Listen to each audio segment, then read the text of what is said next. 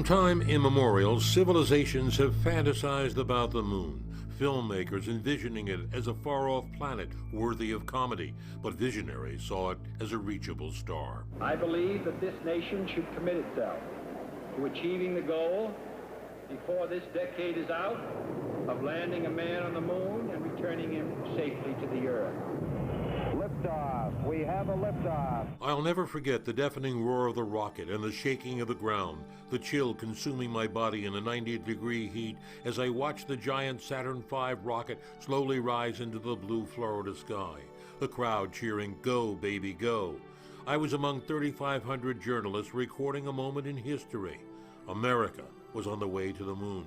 4 days later, 500 million people worldwide held their breath, watching on television as Neil Armstrong set foot on the moon. The Eagle has landed. That's one small step for man, one giant leap for mankind. You got a bunch of guys about to turn blue. We're breathing again. Thanks a lot. It was a moment that even left veteran newscasters speechless. Boy. Okay, we're going to be busy for a minute. Armstrong and Aldrin were leaving their mark on the moon at a time America needed a diversion from other stories dominating the news that summer of '69. The war was raging in Vietnam. Charles Manson and his drug-crazed followers were committing mass murder in California. Senator Ted Kennedy drove off a bridge in Chappaquiddick, killing his female passenger.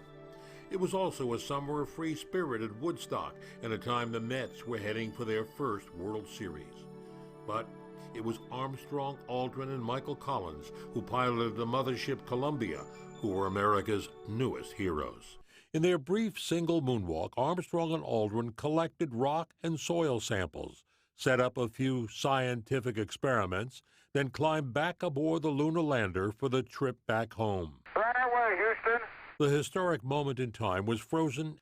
No one will ever forget where they were the moment Americans set foot on the moon. I was at school and I heard about it and it was so exciting. Who believed we'd ever make it on the moon? Sitting in my house in Hanover, Pennsylvania, just wrapped by it. I don't remember because I was very small. We were watching on a black and white TV, I think. It was almost surreal. The primary purpose of the journey was to prove that we could land men on the moon and get them back home safely. 12 astronauts in all walked on the moon. They quickly learned how to handle themselves in the weak gravitational field, 1/6 of that on Earth. Starting with Apollo 12, each crew set up complete scientific stations on the moon, including seismographs, heat flow experiments that could tell what's going on the moon's core. They brought back 843 pounds of moon rock and explored with a lunar rover, a $13 million buggy that took them across 22 miles of the cratered lunar landscape.